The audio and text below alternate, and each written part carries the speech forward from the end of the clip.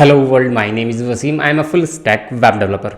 Recession, layoffs, अभी काफ़ी कुछ चल रहा है मार्केट में, नहीं? इसी टाइमिंग के दौरान मैंने भी अभी रिसेंटली एक कंपनी को as a full time developer join किया है। इस वीडियो के अंदर मैं अपना पिछले 2 महीनों का जो इंटरव्यूज़ का एक्सपीरियंस रहा है वो शेयर करूँगा। अब किस तरह की कंपनी को मैंने ज्वाइन किया है, product based, service based, references को यूज़ किया या फिर नहीं, सब कुछ जानेंगे इस वीडियो में।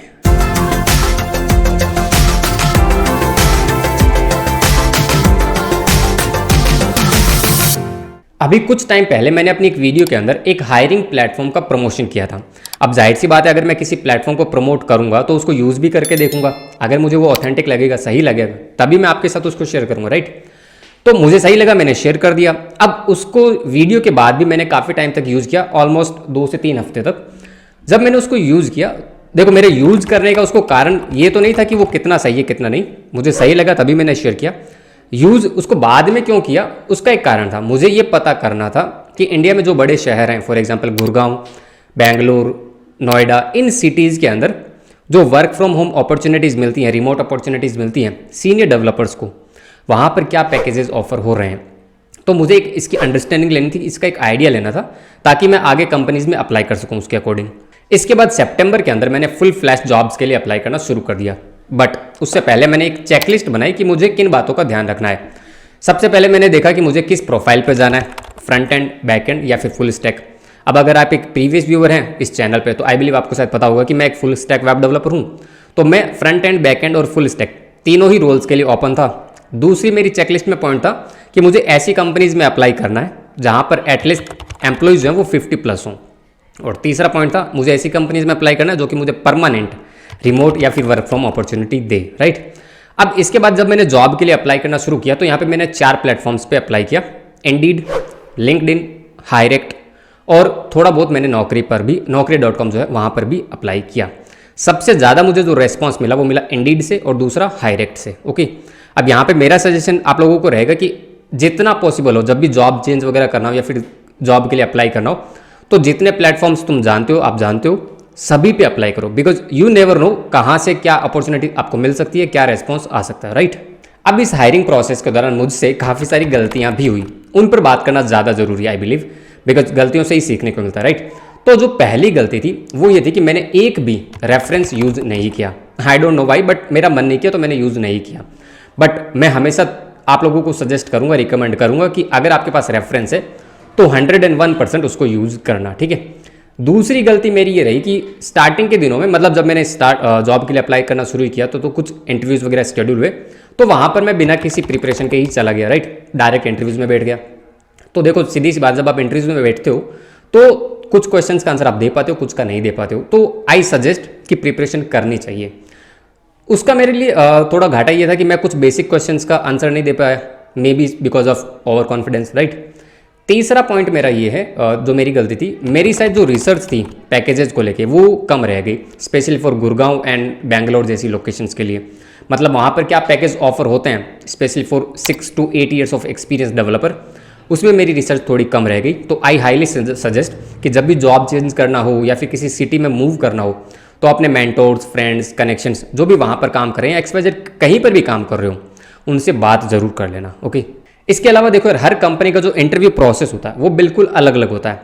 कहीं पे कुछ पॉइंट सेम होते हैं, कॉमन होते हैं, तो कहीं पे नहीं होते, right? But as a candidate हमें हमारी प्रिपरेशन पे ध्यान देना है, हमें उन सब चीज़ों पे ध्यान नहीं देना। पॉइंट बस कहने का ये है कि हमें कंपैरिजन तो बिल्कुल भी नहीं करना एक कंपनी को दूसरी से, ठीक है? अब जब इसको देखो एक एग्जाम्पल से बताता हूँ। मैंने एक कंपनी में अप्लाई किया for angular developer, front end developer की वहाँ पर रिक्वायरमेंट थी। तो उनका जो मेन फोकस था वो सिर्फ और सिर्फ एंगुलर पे था। वहाँ पे जितने भी क्वेश्चंस हुए, वहाँ उन क्वेश्चंस में से 70 to 80% सारे के सारे एंगुलर से रिलेटेड थे, कुछ क्वेश्चन जावास्क्रिप्ट से रिलेटेड थे। तो बस कहने का पॉइंट ये कि उनका मेन फोकस उनकी रिक्वायरमेंट पे था, एंगुलर का आप कौन सा वर्जन यूज़ करते हो, लेटेस्ट क्यों नहीं करते हो, किस तरह की अप्रोच फॉलो करते हो, ये अप्रोच फॉलो क्यों नहीं करते। तो वो वहाँ पर जो मेरा इंटरव्यू था वो भी 70 to 80% सही ही गया था। बट उसके बावजूद भी उन्होंने मुझे सेलेक्ट नहीं किया। क्यों? क्योंकि मेरी जो अप्रोच थी वो शायद उनसे मैच नहीं कर रही थी। तो कहने का मेरा कंसर्न ये कि उन लोगों ने वो चीज़ नहीं देखी कि मैं क्या कर सकता हूँ, उन्होंने बस अपनी रिक्वायरमेंट पे फोकस किया कि हम इस अप्रोच पे चलते हैं तो ये उस अप्रोच पे क्यों नहीं चलता। तो इस तरह की कंपनीज भी मिलती हैं। और वहीं दूसरी ओर जिस कंपनी में से मुझे ऑफर मिला उस कंपनी का इंटरव्यू प्रोसेस बहुत अच्छा लगा मुझे, बिकॉज वहाँ पे जो क्वेश्चन थे ना वो बिल्कुल प्री डिफाइन एक तरीके से कह सकते हैं सेट ऑफ क्वेश्चन थे, starting from oops to a particular tech stack. इस कंपनी में मैंने अप्लाई किया था लारावेल डेवलपर की पोजीशन के लिए, तो यहाँ पर मुझे ऊप्स के भी क्वेश्चंस पूछे गए, PHP के भी पूछे गए, लारावेल के भी पूछे गए, माई SQL, डेटाबेस, SQL, SQL, इन सभी के कुछ कुछ क्वेश्चंस पूछे गए। तो इसका फायदा क्या होता है ना, अगर आप मान लो आप ऊप्स के क्वेश्चंस के आंसर नहीं दे पाए बट बाकी चीज़ों के आंसर आपने दे दिए, तो वो एक बैलेंस सेट बैठ जाता है। जो इंटरव्यूअर होता है उसको पता चल जाता है कि हाँ कैंडिडेट में दम है, वो कुछ कर सकता है, राइट। डजेंट मैटर एक दो क्वेश्चन या फिर एक दो पर्टिकुलर जो कॉन्सेप्ट हैं वो वीक है, बट बाकी चीज़ों पे तो काम कर ही सकता है। तो ये मेरे लिए थोड़ा वहाँ पे प्लस पॉइंट रहा। और हाँ, एक बात मैं बताना भूल गया, अगर कोडिंग प्रोफाइल के लिए कहीं भी अप्लाई कर रहे हो ना, तो कोड के लिए सेल्फ प्रिपेयर होकर जाना। Doesn't matter in which domain you are applying for, Android, iOS, front end, back end और फुल स्टैक, डजेंट मैटर, थोड़ा बहुत तो कोड लिखवाया जाएगा, इससे भी फर्क नहीं पड़ता आप फ्रेशर हैं या फिर एक्सपीरियंसड है, ठीक है। तो सेल्फ प्रिपेयर होकर जाना। So that's all about me. Finally Qualiber private limited को हमने ज्वाइन कर लिया एज ए लारावेल डेवलपर। अब ये मत पूछना कि भैया कंपनी कौन सी है, प्रोडक्ट बेस्ड है या फिर सर्विस बेस्ड, डजेंट मैटर, मुझे तो फर्क नहीं पड़ता एंड आई सजेस्ट आपको भी नहीं पढ़ना चाहिए। इस अप्रोच पे या फिर इस चीज़ पर ध्यान नहीं देना चाहिए कि कंपनी प्रोडक्ट बेस्ड है या फिर सर्विस बेस्ड है।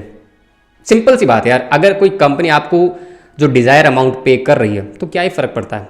ये जो हवा बना हुआ है मार्केट में या फिर इंडस्ट्री में, यूट्यूब पे, इससे थोड़ा बाहर आओ, कोई खास फर्क नहीं पड़ता। सर्विस बेस्ड, प्रोडक्ट बेस्ड, हर एक कंपनी बढ़िया होती है जब तक कि वो आपको आपका डिज़ायर अमाउंट पे कर रही है। Okay, so that's it for this video. अब अगर वीडियो में मेरे साथ अभी तक बने हुए माय डियर, तो जाते जाते वीडियो को लाइक जरूर कर देना है।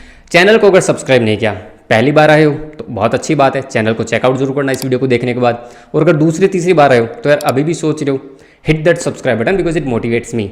इंस्टाग्राम और लिंक्डइन पर भी आ सकते हो, वहाँ पर भी अपना सपोर्ट दिखा सकते हो, और अगर बातचीत करना चाहते हो तो DM भी कर सकते हो, ठीक है।